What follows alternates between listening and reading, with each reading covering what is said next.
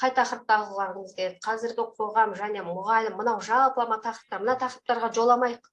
Бұл тақырыптарды жазудың жолдарын түсіндіремін сіздерге. Мысалы, мына тақырыптар сондай қиын тақырыптар міне. Қазіргі қоғам және мұғалім, педагогикалық мәдениет, бұл адам әлемі, педагогикалық этика және шеберлік, мінекей көрдіңіз бе? Осы жерден бастап мынау 43-ші сұраққа дейін, 42-ге дейін қиын тақырыптар. Бұның неге қиын екенін кейінірек түсіндіремін.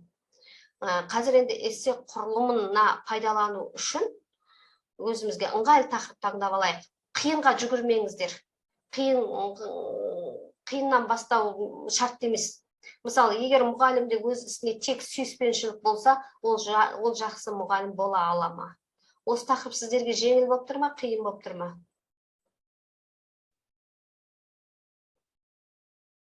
Жеңіл болып тұр. Егер мұғалімде өз ісіне тек сүйіспеншілік болса, ол жақсы мұғалім бола ала ма? Жеңіл болып тұр ма сіздерге? Жеңіл болып тұр. Осыны алайық, Қиындау, сәл қиындау екен. Сәл қиындау. 50-ді алсақ, 50. 50-50-де. Неліктен мұғалімге көп оқу керек, е?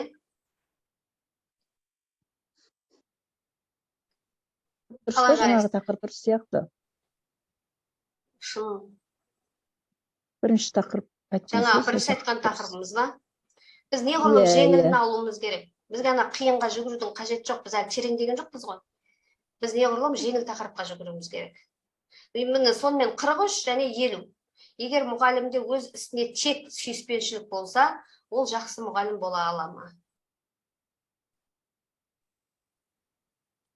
Осы тақырып болайық, осыны ала берейік, жарайды. Жазып алайық қазір.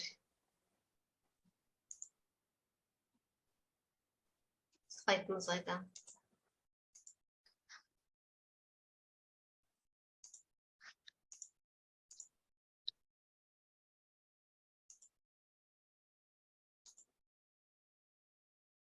Қырық үшінші тақырыпты алдық, 43 қазір.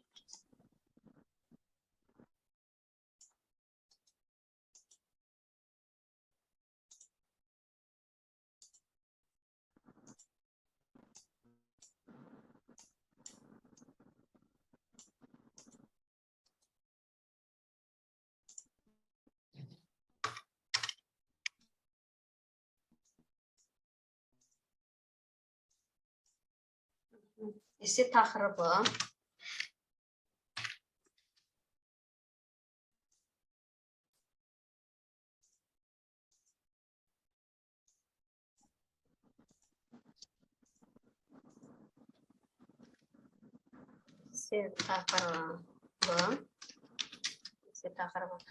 егер мұғалімде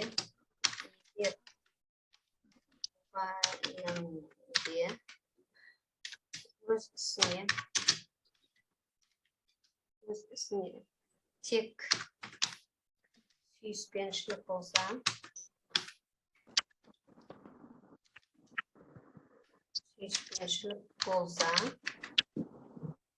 ол жақсы мұғалім бола ала ма? Ол жақсы мұғалім бола ала ма? Ол жақсы мұғалім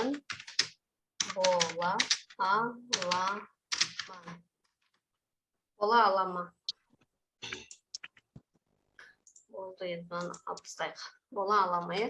Енді бізге не керек болсын ішінен? Енді ең бірінші біз осы эссенің кіріспе бөлімін жазбас бұрын, мына жерде кіріспе бөлімін жазбас бұрын бағана айттым сіздерге. Эссе тақырыбын түсінген туралы сөйлем дегеннен бастаймыз. Біріншісі, мысалы, бірінші.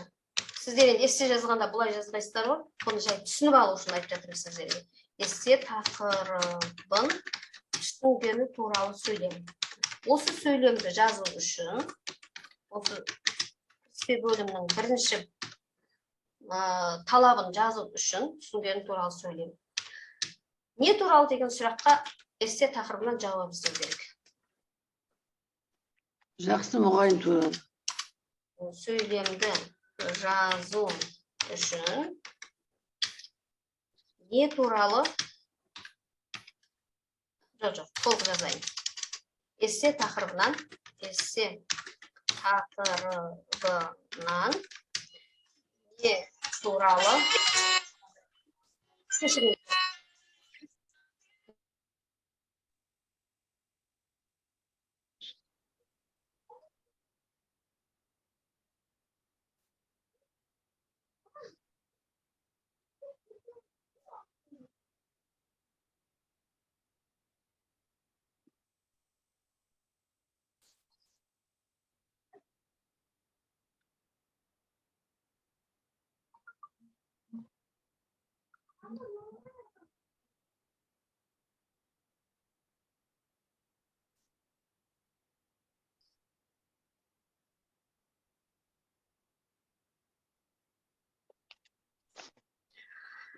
Эссе тақырыбын түсінген туралы сөйлемді жазу үшін эссе тақырыбынан не туралы деген сұраққа жауап іздеу керек.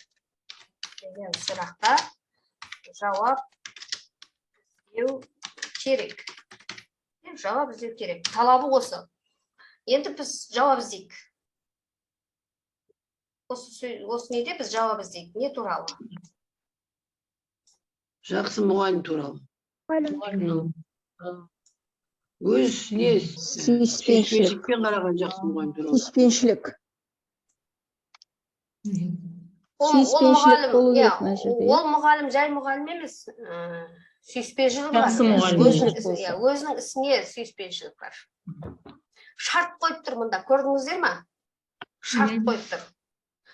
Қандай шарт қойып тұр? Міне соның Жақсы болу үшін сүйіспеншілікке мол болу керек. стерженін табыңыздар, шарттың стерженін. Сүйіспеншілік қой шарт. Сүйіспеншілік. Шарт сүйіспеншілік мінекей. Негізгі стержен осы сөйлемші. Егер дейді, енді мына жерге онда деген сөз болу керек қой негізі шартта, онда деп алып қосып қояйық. Міне шарт. Егер дейді, өз ісіне, міне бөліп алайық, өз ісіне тек сүйіспеншілік болса дейді, шарты осы. Көрдіңіздер ма? Мына эссе тақырыбының қиындығы осында. Мына кішкене былай жеңіл сияқты көрінгенмен кішкене қиындау тақырып. Байқадыңыздар ма? Өз ісіне тек сүйіспеншілік болса деп тұр. Шарты осы, Екі тақырыпқа назар аудару керек болып тұр ғой. Жоқ, бұл дұрыс қой, бұл бай ғой. Осы тақырып жеңілдетіп алайықшы. Өз ісіне сүйіспеншілігі бар мұғалім, жақсы мұғалім ба деген сөз ғой. Осыны мынада құрмалас сөйлем емес, жай сөйлем қойып алайықшы мысалы.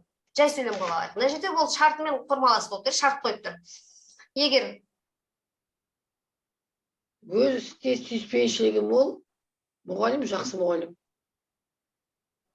Өз ісіне сүйіспеншілігі бар мұғалім, жақсы мұғалім.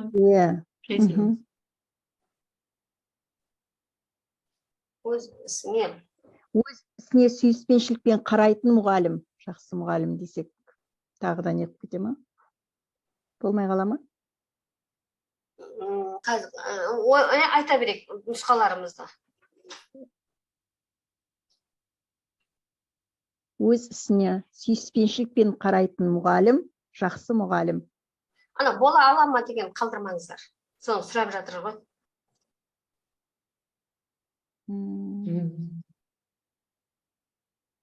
Өз ісіне сүйіспеншілікпен қарайтын мұғалім, жақсы мұғалім бола ала ма? Сол сияқты мысалы, өз ісіне сүйіспеншілікпен қарайтын мұғалім, жақсы мұғалім болу. Мына жерде көрдіңіздер ме? Мына жерде мына сөз тұр да, мына сөз тура құртып тұр ғой бәрін. Тек деп. Шектеп тұр да. Көрдіңіздер ме? Шектеп беріп тұр. Тек деп тұр. Ол мұғалімде басқа еш нәрсе жоқ. Тек сүйіспеншілік бар. Ол былай болады ендеше. Тек сүйіспеншілігі, өз ісіне сүйіспеншілігі бар мұғалім, жақсы мұғалім болу. Жоқ, болмайды. Жай сөйлем. Сөйлемнің құрылысы дұрыстамай қалды ғой. Арасына сықша қойлады. Дұрыс қой, өз ішіне сүйіспеншілігі бар мұғалім болғанда ғана ол жақсы мұғалім болады. Жинақтайға сосын жөндейміз. өз ісіне Не, тек Тек сүйіспеншілікпен. сүйіспеншілігі бар мұғалім сүйіспеншілігі ғана бар мұғалім жақсы мұғалім бола алама, иә? Ана жерде тек деп тұрғаннан кейін ғана деудің қажеті бар ма, жоқ па екен? Соны ойланып жатыр. Өз ісіне тек сүйіспеншілігі ғана керек емес Бар. ана жерде. Иә. Өз ісіне тек сүйіспеншілігі бар мұғалім, жақсы мұғалім бола Жақсы алады. мұғалім бола ала ма? Ғана керек емес. өз ісіне тек сүйіспеншілігі бар. Бар мұғалім, жақсы мұғалім бола ала ма? Енді біз осыған жауап ретінде келтіруіміз керек қой, өз ісіне тек сүйіспеншілігі бар мұғалім, жақсы мұғалім бола алады деп па? Әлде жақсы мұғалім деп қоя саламыз ба? Жоқ, оған қарай әлі жүгірмеңіз, асығып кеттіңіз. Иә, мінекей, бірінші тақырыпты түсініп ала алмай жатырмыз ғой біз. Көрдіңіз бе, мына тақырып былай қарағанда түсінікті болып тұрғанмен, мынандай былай жіктеп, әрқайсысы түр нүктесіне дейін жіктеп келгенде қиын болып жатыр. Көрдіңіз бе? Тақырыпты түсінудің қиындығы осында. Мынау құрмалас сөйлем болып тұреді, шарт қой. Енді соны жайға айналдырғанда, өз ісіне тек сүйіспеншілігі бар мұғалім, жақсы мұғалім бола ала ма? Немесе мынау, мен қананы тастағым келмей тұрды. Өз ішіне тек қана сүйіспеншілігі бар мұғалім. Өз ісіне тек сүйіспеншілігі бар мұғалім, жақсы мұғалім деп айта аламыз ба? Ол кезде, қалдыңыз ол кезде тектен кейін қана болады. Иә, соны мен қойып тұрмын солай. Өз ісіне тек қана сүйіспеншілігі бар мұғалім, жақсы мұғалім бола ала ма? Енді келген сияқты сол қананы тастағым келмей тұрды, ана әйтеуір бір жерінде кіргізіп. Өйткені бұнда. Өйткені бұл жерде шек. Екпінді тек дегенге қойып отырмыз ғой енді бұл жерде, иә? Бұл жерде бар ғой, ана шектеу қойып тұр ғой, шектеу. Иә, тек деген. Бір ғана нәрседе. Өз ісіне тек қана сүйіспеншілігі бар мұғалім, жақсы мұғалім бола ала ма? Міне, сонда, мына тақырыпты, мысалы, сіздерге неге бұлай айналдырып жатырмын? Осылай сіздерге құрмалас сөйлеммен келді, эссенің тақырыбы. Шұбалаңқы болып келді осылай. Енді осылай шұбалаңқы болып тұрған эссе тақырыбын сіз ішіндегі ең қажетті сұрап тұрған нәрселерін, жаңа айттым ғой, стержен деп, ең қажетті сұрап тұрған нәрселерін алып шығып, өзіңізге түсіну үшін жай сөйлемге айналдырғаныз. Соның ішіндегі бар нәрселерді, ең қажеттілерін ғана алыңыз. Әлгі тірек сөздер, кілт сөздер деп айтады ғой.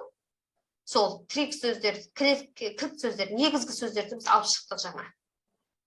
Артығының бәрін тастадық. Өз ісіне тек қана сүйіспеншілігі бар мұғалім, жақсы мұғалім бола ала ма? Енді осы өзіміз өңдеп алған бағана былай айтқан эссе тақырыбында неше сөз болса, сол сөздің ешқайсысын өзгертпейсіздер, бірде-бір сөз қоспайсыздар, не алмайсыздар деген. Дұрыс, солай болу керек. Бірақ, мына жерде неге бұл сұрақты сөйлемді біз жай сөйлемге айналдырдық? Біз бұның ішінен ешқандай нені алып тастаған жоқпыз, сөзді. Сол сөздің бәрін сақтадық. Бұл не болып тұр? Мұғалімде өз ісіне тек сүйіспеншілік болса деп тұр. Өз ісіне тек қана сүйіспеншілігі бар деп тұрмыз біз. Мұнаны біз перефраз жасадық. Өзгерткен жоқпыз мағынасын. Қана дегенді қостық, иә? Сонда бағана айтып едіңіз, мен қатысқан болатын, бірде-бір сөз қоспаймыз деп. Сонда қалай болып қалады? Бұны бұлай, мұндай жағдайды тактика ғой бұл негізі, тактика. Бұл тактиканы түсіндіріп жатқан себебім, сіз ең бірінші эссе тақырыбын түсініп алуыңыз керек қой. Түсініп алуыңыз керек.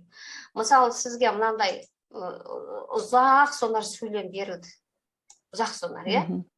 Негізі ұзақ сонар сөйлеммен құрастыру, жалпы сұрақтарды құрастырғанда да ұзақ сонар сұрақ құрастыруға қарсы, негізі стандарт бойынша. Енді мына жерде ұзақ құрастырылып тұр ғой сұрақ. Осының ішінде артық сөздер бар. Артық сөздер. Сол артық сөздерді алып тастап, ішіндегі негізгі кілт сөздерді алып шығу керек. Егер шұбалаңқы сұрақ болып тұрса. Енді мысалы мен эссе тақырыбын құрастырсам, мен мынандай сұрақ құрастырмас едім. Бірақ мен эссе жазып отырмын, мысалы емтиханда отырмын, немесе аттестацияға барып отырмын, маған тақырып келді, мен енді не істеймін? Енді мен сол ұзақ шұбалаңқы сұрақтың ішінен өзгертпеймін, оның ішінен ешбір мағынасын өзгертпеймін, тиіспеймін, оны бұзбаймын. Бірақ соның ішіндегі негізгі кілт сөздерді, тірек сөздерді тауып алуым керек. Тауып алуым керек. Бұл мына сіздің эссе тақырыбын түсінуге жетелейтін тактика болып тұр. Көрдіңіз ба? Сіз қиындыққа тап болып қалдыңыз, сол қиындықтан шығатын жол. Енді осының ішінде мысалы егер онда дегендер рөл атқарып тұрған жоқ, және шарттық мағына беріп тұр. Болды. Бұл шарттардың сонша рөл жоқ болып тұр. Бұнда акцент не болып тұр енді? Негізгі сөз. Ісіне тек қана сүйіспеншілігі бар мұғалім болып тұр бұнда. Сүйіспеншілігі бар мұғалім. Мұғалімде өз ісіне тек сүйіспеншілік болса, ол жақсы мұғалім бола ала ма деген. Енді сонда өз ісіне тек қана сүйіспеншілігі бар мұғалім жақсы мұғалім бола ала ма? Мағынасында өзгеріс болды ма? Біз мына негізгі берген оригинал сұрақтың, яғни эссенің тақырыбын мағынасын өзгертіп жібердік па, өзгертпедік па? Жоқ, өзгерткен жоқ. Өзгерткен құрылыстар, сөйлем құрылыстары ғана ғой. Сөйлем құрылысын ғана өзгерттік. Міне, сіз бағана қойған сұрағыңыз дұрыс. Ешбір сөзін алмаңыз, ешбір сөзін қоспаңыз деді. Біз міне өзімізге ыңғайлап алдық түсіну үшін эссе тақырыбын. Бірақ біз ешбір сөзін алған жоқпыз, ешбір сөзін қосқан жоқпыз. Өзіндегі бар сөйлеммен өзімізге ыңғайлап алдық түсіну үшін болды. Бұл сол нені ережені сақтап тұр. Ешбір сөзді алма, ешбір сөзді қоспа. Бұл өзімізге как шпаргалка ретінде ғой, былай. Шпаргалка ретінде. Сіз енді қайтсеңіз де эссе тақырыбын түсінуіңіз керек қой. Эссе тақырыбын түсінбей бастап кетсеңіз, мысалы эссенің тақырыбы шұбалаңқы болып тұр. Сол шұбалаңқыдан сіз түсіне алмай, эссені түсінбей бастап кетсеңіз, минус болады ғой. Көрдіңіз ба? Сондықтан сіз өзіңіз соны түсіну үшін осының ішіндегі кілт сөзді, тірек сөздерді сұрап тұрған негізгі сөзін тауып осылай өзіңізге эссе тақырыбын түсінуге ыңғайлап алуыңыз керек. Түсіндіңіз, Рахмет. Міне, көрдіңіз ба, мына жерде мұғалім деген екі рет тұр. Біріншісі, міне, бір мұғалім тұр, және жақсы мұғалім тұр. Көрдіңіз ба? Біз ана өзгертпедік дегенді қазір сіздерге түсіндіріп жатырмын. Міне, жақсы мұғалім тұр, мына жерде мұғалім тұр. Сүйіспеншілігі бар. Иә, міне, басқа мұғалім тұр, мінекей. Екі жерде екі мұғалім тұр. Енді қараңыз, бірінші мұғалім, ол бойында тек қана сүйіспеншілік бар мұғалім. Біз оны мына жерде жаздық. Өз ісіне тек қана сүйіспеншілік бар мұғалім. Өзгерткен жоқпыз. Алдық оны. Енді екінші мұғалімді қалдырған жоқпыз. Жақсы мұғалім бола ала ма дедік, болды. Ол деген мына есімдікті алып тастады, оған сілтеп тұрған. Болды. Сонда өзінің мағынасын сақтады. Екі мұғалімді де біз қалдырған жоқпыз. Біріншісінде, екіншісінде. Бұл жерде сіздер тағы екінші бір нені мақсатты үйреніп отырсыздар. Перифраз жасау деген бар ғой, мақсат. Мына біз перифраз жасадық, тамашалап тұрып. Перифраз жасауда солай ғой, мағынасын сақтайсың, бірақ перифраз жасайсың. Сол болып тұр бізде. Енді міне өзімізге ыңғайлап алдық тақырыптан. Енді осы тақырыптан қазір кіріспе бөлімге көшейік. Енді бастайық. Сонда не туралы деген сұраққа жауап іздейік осы. Есіне келмейсің ба? Телефон оставляй, иди, фонарь дай.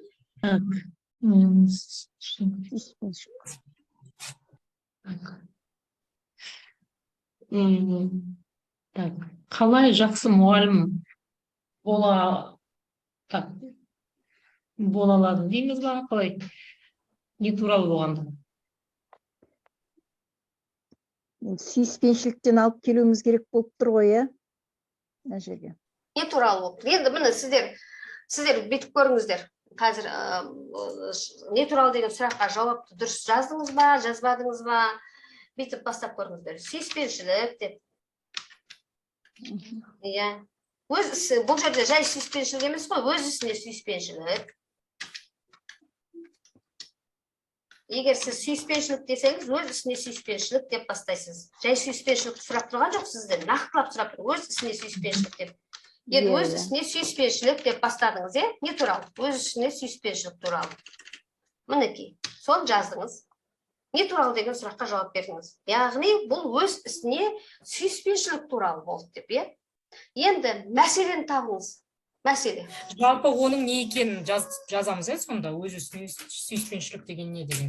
Өз ісіне сүйіспеншілік деген не деп соны жазасыз. Не туралы деген сұрақта, сол не туралы деген сұраққа жауап берсеңіз болды.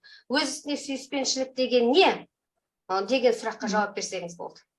Мысалы, өз ісіне сүйіспеншілік мынандай деп нетсеңіз, жақсы көру, соны сүйіп орындау, өз ынтасын салу деген сияқты. Бар ынтасымен жасау. Иә, соған анықтама берсеңіз болды. Мысалы, өз ісіне сүйіспеншілік деген түсінікке анықтама бересіз болды, сөйтіп жаздыңыз. Сонымен бірінші сөйлеміңіз болды. Яғни ол мына кіріспенің эссе тақырыбын түсінген туралы сөйлем дегенді сіз жаздыңыз, мысалы. Не туралы деген сұраққа жауап беріп отырсыз, жаздыңыз. Енді сізге екіншісіне көшу керек. Тақырыптың өзектілігі туралы жазу. Яғни, тақырыптың өзектілік дегенді кішкене жеңілдетіп айтсақ, ол тақырыпта қозғалып тұрған мәселе деген сөз. Осы өз ісіне тек қана сүйіспеншілігі бар мұғалім, жақсы мұғалім бола ала ма дегенде, қандай мәселені қозғап тұр? Жақсы мұғалім болу мәселесін қозғап тұр. Жаңа өзінің ісін сүйетін мұғалім туралы қозғап тұр ма? Бар ынтасымен беріле жұмыс жасап, өз мақсатына жету. Мақсат туралы тұрған жоқ, жақсы мұғалім. Мәселесіне, қандай мәселе? Мәселе шығарыңыздар енді. Жақсы мұғалім болу үшін. Жақсы мұғалім болу үшін. Сүйіспеншілікті қалай оятуға болады деп па или? Мәселе жақсы мұғалім болу үшін емес пе? Жақсы мұғалім болу үшін не істеу керек болып тұр? Бар, өз ісіне сүйіспеншілікпен қарау керек болып тұр ғой. Сүйіспеншілік туралы деп сіз жазып қойдыңыз ғой басында. Иә, жаздық. Бар ынтасымен жұмыс жасау деп қойдым да, мен ары қарай енді. Мәселені анықтап жатырмыз. Бізге не керек? Бізге не керек негізі? Мәселеге не туралы? Сүйіспеншілік. Сүйіспеншілік болу ғой? Сол сүйіспеншілікті қалай көрсету ма? Бізге мысалы бізге кім керек? Бізге қандай маман керек болып тұр мысалы? Мына жерде мұғалім болу үшін тек қана сүйіспеншілік болу жеткілікті ме деген сияқты болса ше. Сүйіспеншілікті атқаратын рөлі туралы ма? Енді бойында барлық жаңа несі бар, бүкіл несін балаға төгетін. Жақсы мұғалім сияқты мәселе деген. Жақсы мұғалім болу туралы сияқты. Енді былай дейік, өз ісіне сүйіспеншілік, жұмысқа бар ынтасымен, жауапкершілігімен, махаббатымен кіріскен маман өз ісінің өз ісіне сүйіспеншілігі бар маман деп айтуға болады деп, мысалы, бір сөйлем кетті дейге солай.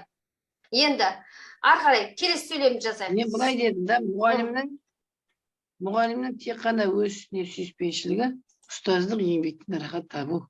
Шынымен де солай. Оқушылармен оқу тәрбие процесінде тығыз байланыс жасауда адал еңбегі. Оқушының бойында қасиеттер таба отырып.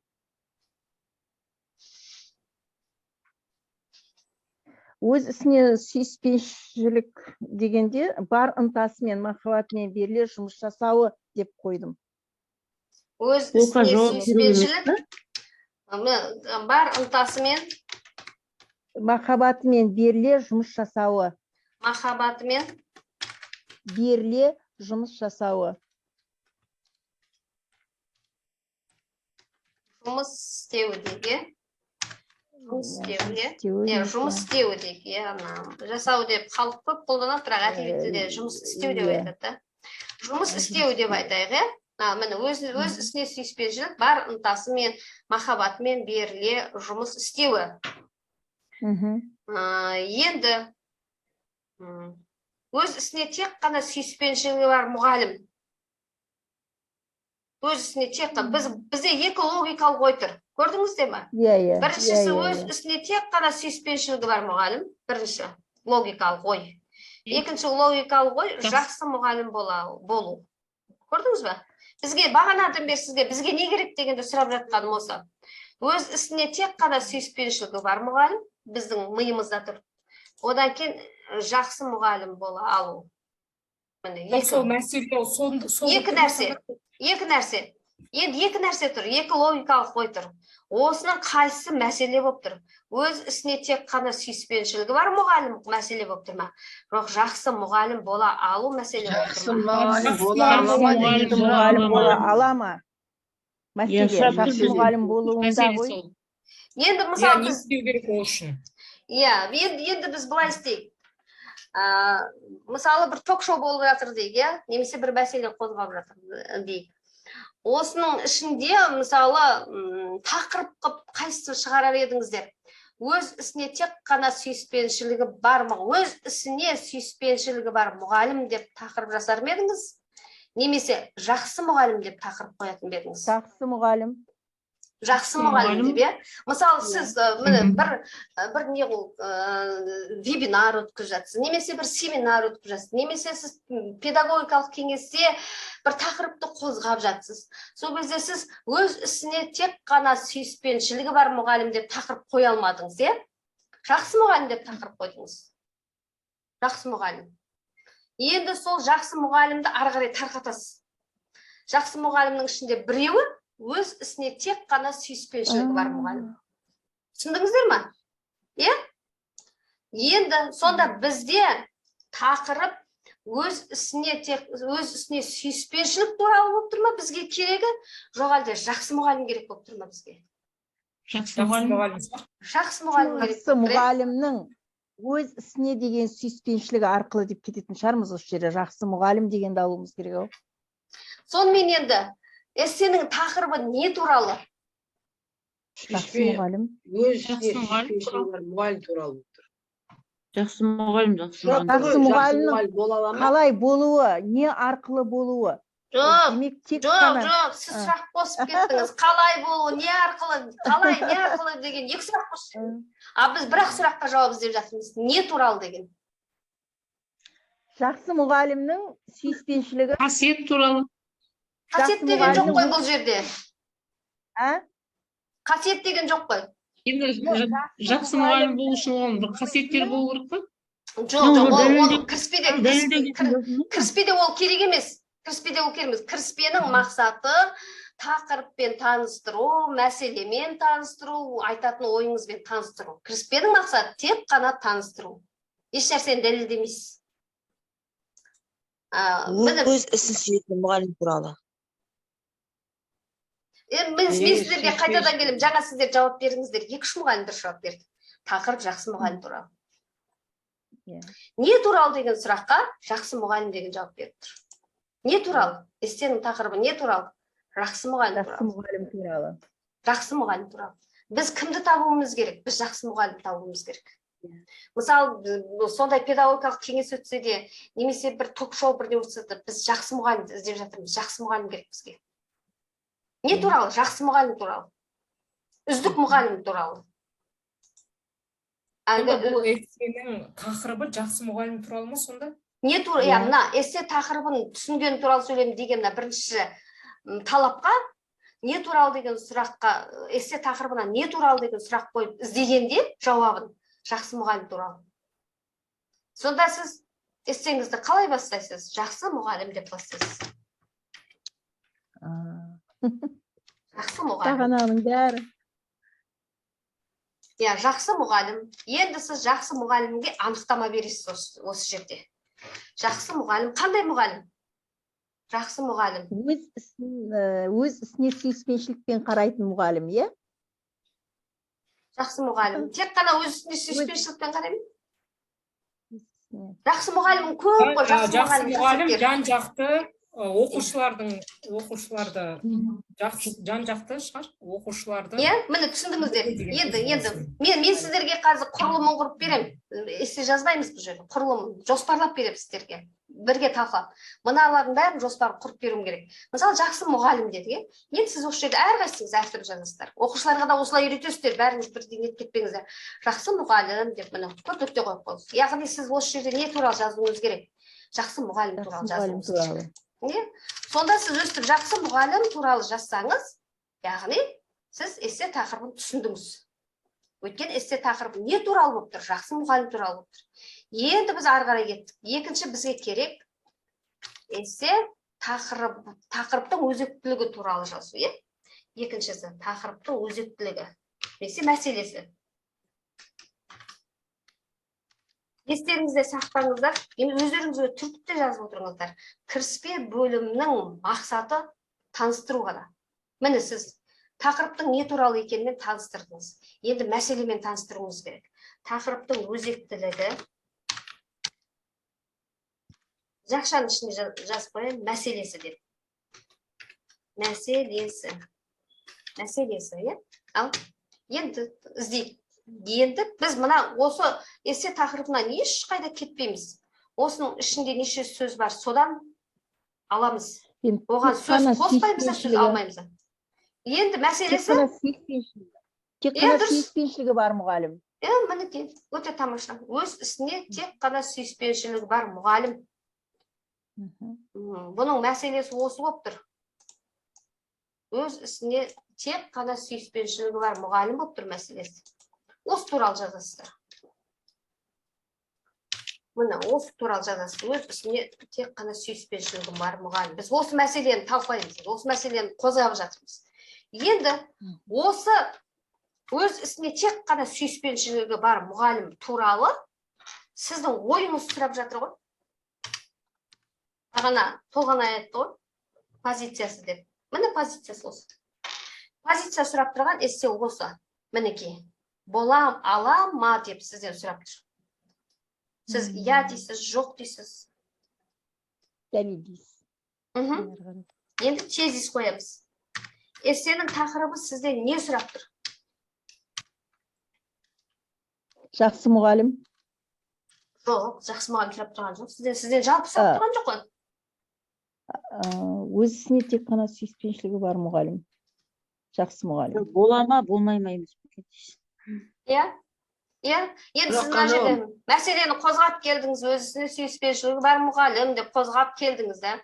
Одан кейін барып тезиске түстіңіз. Сонда сіздің жауап беретіңіз, сізден сұрап тұр, осындай мұғалім, жақсы мұғалім бола ала ма, бола алмай ма деп. Иә, бола алам. Келсем, болады деймін. Өз ісіне тек қана сүйіспеншілігі бар мұғалім. Міне сіздің позицияңыз сұрап тұр, жақсы мұғалім бола ала ма? Иә деген соң оны дәлелдеп кетеміз ғой, ары қарайда. Иә деген жауап бере салу әлсіз тезис болады. Неге иә деп тұрғаныңызды айтуыңыз керек, нақты. Өз ісіне тек қана сүйіспеншілігі бар мұғалім, жақсы мұғалім себебі деп ары қарай осылай жазып қойсаңыз тезиске. Сонда ол нақты болады. Иә дейсіз, оны ар жағында не айтқалы тұрғаныңыз белгісіз, ол жабық болады, түсініксіз жалпы.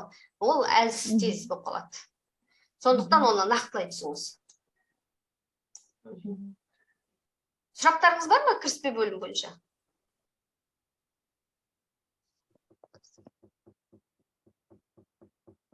Мына үшіншісінде сонда негізгі бөлім болып кетеді, үшіншісі. Жоқ, кіріспе. Біз кіріспе, тезис кіріспеде жазылады. Үш сөйлеммен кіріспе. Тезис кіріспе бөлімінде ғана болады. Иә. Сол тезистің соңғы сөйлемі сөзі әлде неге өтеді ғой, иә? Иә, негізгі бөлімде сіз нені талдайсыз?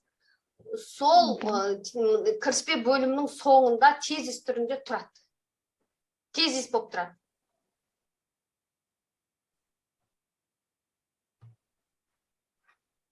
Енді біздің курс практикаға құрылған. Теория, практика. Міне қазір теориясын сіздерге таныстырдым. Қазір енді практикаға көшеміз. Қазір міне жоспарын құрып қойдық қой мінекей. Жоспар тұр міне. Қазір осыны неге салам? Топқа. Топтың ішінде мінекей.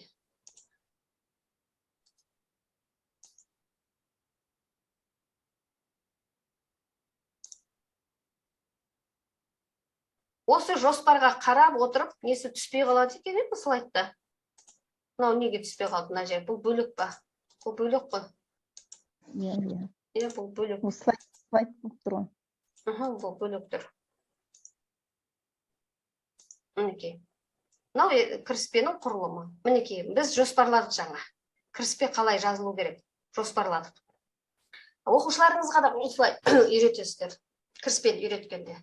Не туралы тура осылай жүк-жүкімен осылай талдап түсіндіресіздер. Сосын сөйлем жазып қоймаңыздар өздеріңіз. Соны әр оқушы өзінше жазады. Әрқайсысы. Сіздер қазір сол жұмысты орындайсыздар. 15 минут уақыт бастаңыздар. Сосын 15 минуттан кейін, яғни 21-25-те осы топқа саласыздар жұмыстарыңыз. Қандай тапсырма бердіңіз, естімей қалдым, кешіріңізші. Сіздерге мінекей, біз бағана кіріспе бөлімді жоспарладық. Бірінші сөйлем неден басталу керек, яғни эссе тақырып не туралы дегенге жауап беріп бастаңыз, одан кейін мәселені көтеріңіз, сосын тезис, яғни эссе тақырыбына жауап беріңіз. Осы берілген жоспарды орындасаңыз, сіз кіріспе бөлімді жаздыңыз деген сөз. Қазір осыны 15 минут орындаңыздар. Әрқайсыңыз жазыңыздар. Тек кіріспені қалай жазамыз ба? Түсінбедім мен вообще. Иә, кіріспе. Кіріспені ғана ол жазыңыздар. Сол кіріспені ғана. Қазір әптесі бұлай болады. Мен көбінесе оқушыларға да айтам, курс өткенде де айтам мұғалімдерге. Сіздің түсінбей тұрғаныңыз, түсініп тұрғаныңыз деп. Сол сөздің мағынасын түсіндіңіздер ме? Сіздің түсінбей тұрғаныңыздың өз жетістік, ол сіздің түсініп тұрғаныңыз деп. Кез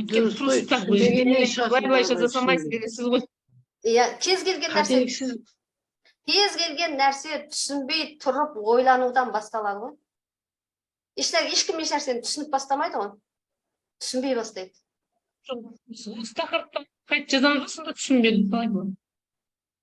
Осы тақырыпты қалай жазамыз дейсіз ба?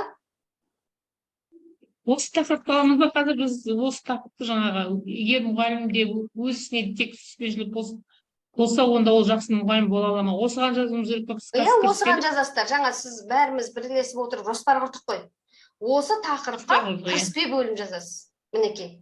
Бірінші сөйлеміңізде жақсы мұғалім туралы жазуыңыз керек. Екіншісі, одан кейінгі сөйлемдеріңізде бірақ сөйлем деп ойлап қалмаңыздар. Біз қазір 200, кешіріңіздер, мен айтпай кетіппін.